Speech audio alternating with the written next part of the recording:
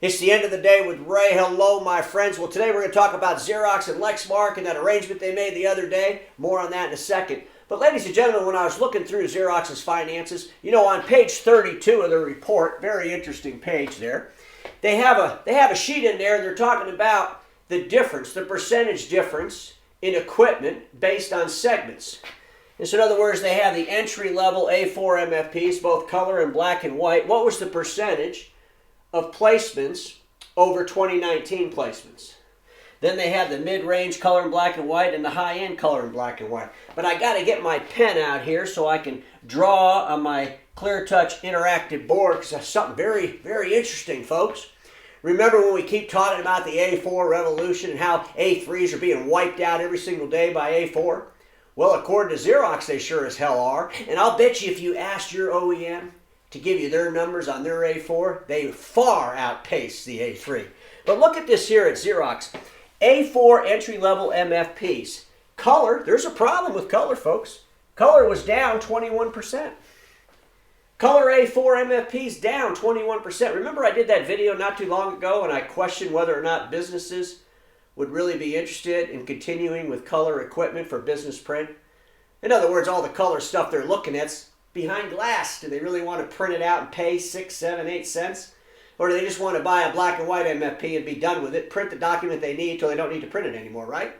Well, if you look at the numbers, that's what it's kind of showing. Because black and white A4 entry MFPs, guess what, folks? Up 20% from 2019. Up 20% during a global pandemic. Figure that out.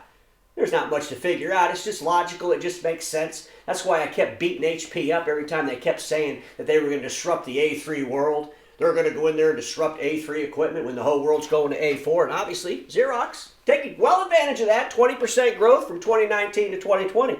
But look at the mid-range, folks.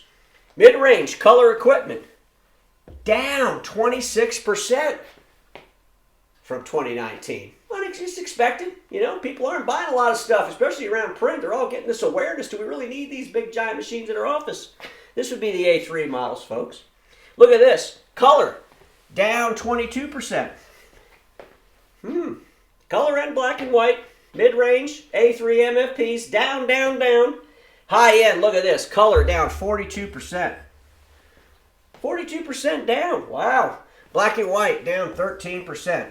Wow. So, folks, if you look at the numbers, now I know there's some people out there that's going to say, oh, this is all fake data. No, we're still going to sell A3s. I got a church just yesterday that needed a booklet finisher. Well, that's fantastic for you, but that's not the reality for entire world marketplace. A4 MFPs are up. They're up in every single manufacturer. Every single manufacturer in the world is talking about their A4s they're releasing. Nobody's talking about A3 except for the, people over at HP, but they are delusional. I've already determined that. So realistically, folks, this is an interesting slide. It's an interesting story. We really want to watch this color movement and see how many color MFPs are being sold to businesses after this pandemic's over. But ladies and gentlemen, let me clear this off. I want to talk about something else that Xerox did. You know, they split their company up in 3 different businesses. Remember that video I did? And one of those businesses was a financial services business. And here I did a video. This was back February 1st. I'm not sure if, Carl Icahn, John Vicentine, and Steven and the team over there at Xerox watched the end of the day with Ray. But, I did say that it wouldn't be long before they start talking to other manufacturers. They would be the finance arm. Because, the folks out in Asia, the manufacturers, they don't really finance equipment. They don't have their own financing companies. They outsource that. Well, guess what, folks? Our good friends over at Lexmark, that's exactly what they did. That's exactly what they did. They said, hey, Xerox, we put equipment out there on rentals and on leases. Why don't you be the finance arm? You understand that space perfectly. Let's form a relationship. Interesting. You got to ask yourself a question. Is Xerox and Lexmark just kind of dating? You think they might be getting married down the road? I think it was about a year ago. Well, there's the date, December 5th of 2019. It's well over a year ago. Remember the HP, Xerox, and the HP delusion around that merger and all the craziness, and they wouldn't do it. So I did a video on December 5th of 2019. There you can see John Vicentine sitting there. And I said, hey. Of course, now remember, he wasn't in the video. That was just a picture of John.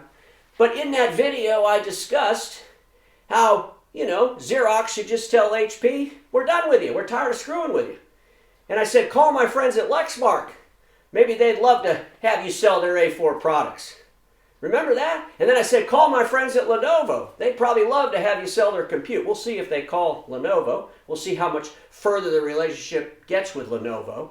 Do you know if you go to Lenovo's website right now, you can buy Xerox printers? Kind of interesting, isn't it?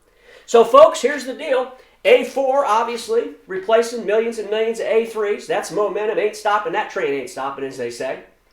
Our good friends over at Xerox got together with my good friends at Lexmark and said, hey, let's work together. We love this financing business you got. Folks, that's going to grow like crazy.